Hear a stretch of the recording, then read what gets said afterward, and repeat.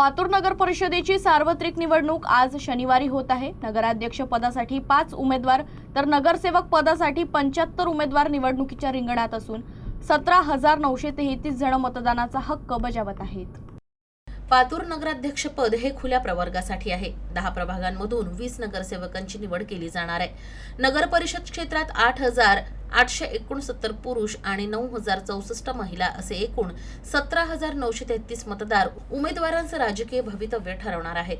मतदान सकाळी 7:30 वाजता सुरू झालं, सायंकाळी 5:30 वाजता ते संपेल। यासाठी प्रशासनानं पूर्ण तयारी केली आहे। या निवडणुकीत भाजप स्वबळावर मैदानात उतरली आहे, तर काँग्रेस आणि उद्धव सेनेची युती असून शिवसेना स्वतंत्र लढते। याशिवाय योद्धा मंच, वंचित बहुजन आघाडी आणि MIM यांनी देखील आघाडी करून निवडणुकीत उडी घेतली आहे। निवडणूक प्रक्रिया सुरळीत पार पडावी यासाठी निवडणूक निर्णय अधिकारी डॉक्टर संतोष येवलीकर, सहाय्यक निवडणूक निर्णय अधिकारी आणि मुख्याधिकारी अक्षय गडलिंग, सहाय्यक निवडणूक निर्णय अधिकारी आणि तहसीलदार डॉक्टर राहुल वानखेडे यांच्यासह निवडणूक कर्मचारी आणि पोलीस यंत्रणा सज्ज आहे।